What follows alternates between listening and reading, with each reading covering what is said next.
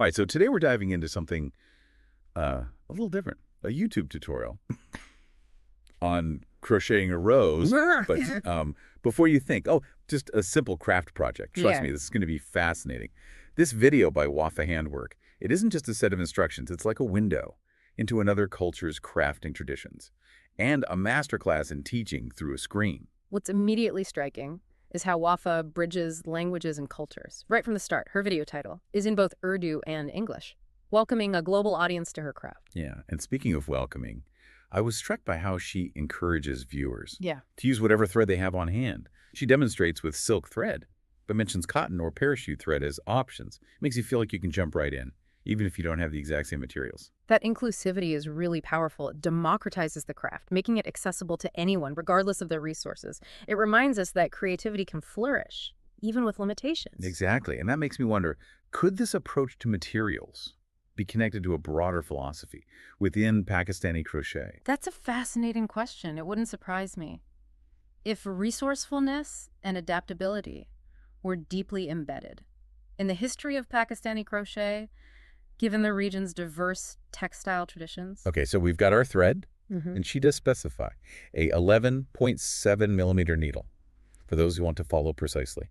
Then she dives into the steps, starting with the familiar, chains and double crochets. Yeah. But here's where it gets really interesting, at least for someone like me, who's dabbled in crochet before. She introduces a looped stitch to add texture to the petals, something I personally never encountered. That technique immediately caught my eye as well. It's not just decorative, it shows a deep understanding of how to manipulate the yarn to mimic the natural ruffles and curves of a real rose petal. I was totally mesmerized watching her create those tiny loops. It's like she's sculpting with yarn. It makes me think, are there entire schools of crochet technique out there, Yeah. specific to different regions or cultures, that most of us are completely unaware of? Absolutely.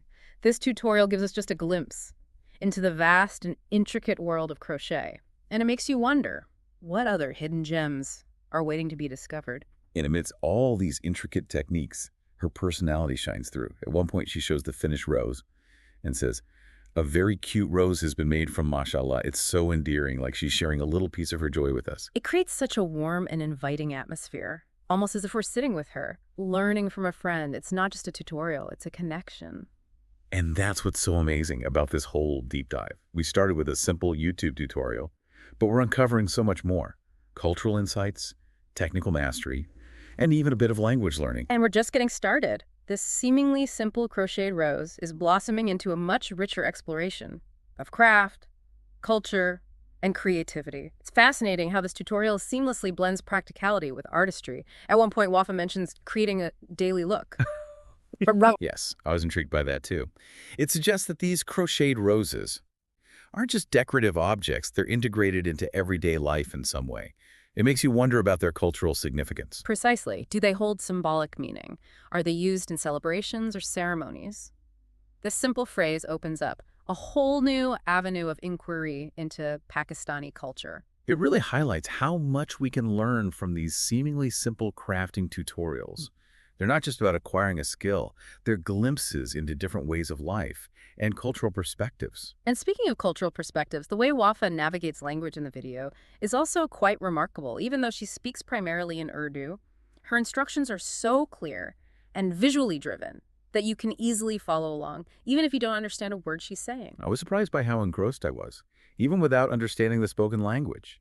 It really underscores the power of visual communication and how craft can transcend language barriers. Absolutely. It speaks to a universal language of creativity, where the act of making and the beauty of the finished object can communicate across cultures. Now, getting back to the technique for a moment, this is this one part where she shapes the petals by carefully angling her double crochets. It's subtle, but creates these incredibly realistic curves. That's where her mastery really shines through. She's not just following a set of instructions, she's manipulating the yarn with an expert understanding of tension and form. Watching her do that Yeah.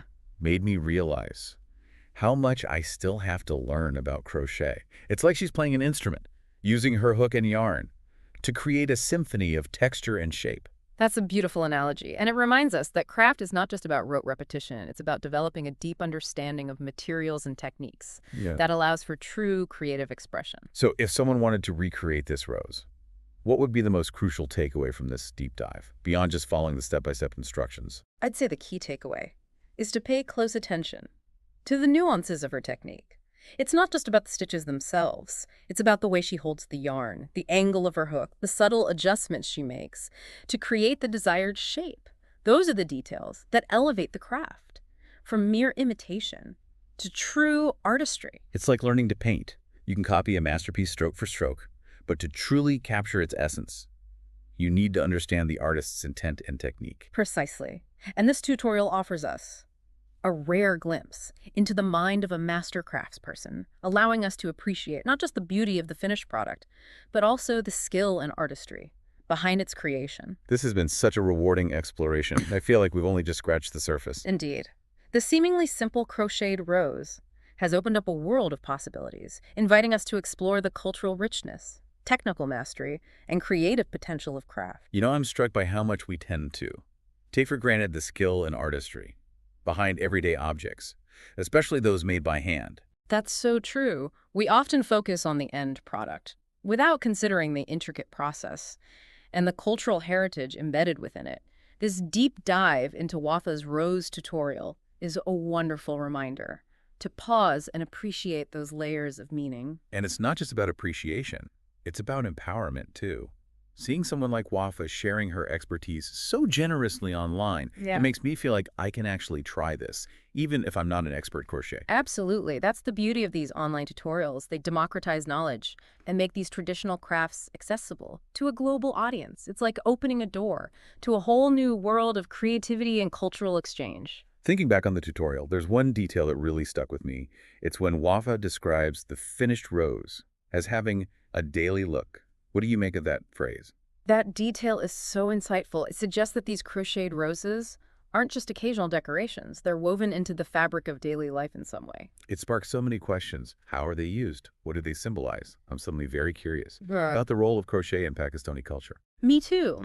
It makes you realize that this tutorial is just a starting point, a gateway to a much deeper exploration of craft, tradition, and cultural expression. This entire deep dive has been a fantastic reminder that learning can happen anywhere, even the most unexpected places. Who would have thought that a YouTube crochet tutorial could lead to such rich and insightful conversations? And that's the magic of curiosity, isn't it? It can lead us down fascinating paths and open our minds to new perspectives. So for our listeners who might be inspired to pick up a hook and try their hand at crafting, what would you say is the most valuable lesson we can take away from this deep dive? I'd say the biggest takeaway is to approach craft with a spirit of openness and curiosity. Don't just follow the instructions blindly, but try to understand the underlying principles, the cultural context, and the unique artistry of the creator. It's about seeing beyond the surface, appreciating the depth and richness that lies within even the simplest of crafts. And who knows, you might even discover a hidden passion, a connection to a different culture, or a newfound appreciation for the beauty that surrounds us. So as we wrap up this deep dive, we encourage you to explore, experiment, and embrace the joy of creating. Whether you're a seasoned crafter or a curious beginner, there's a whole world of wonder waiting to be discovered.